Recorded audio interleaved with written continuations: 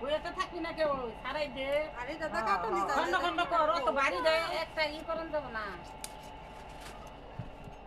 খন্ড খন্ড করে দে আমি তো বলছিলাম খন্ড খন্ড করে দিতাম বিষয় লাগবো না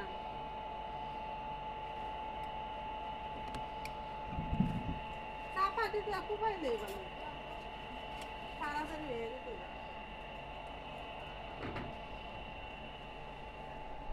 এতটুকু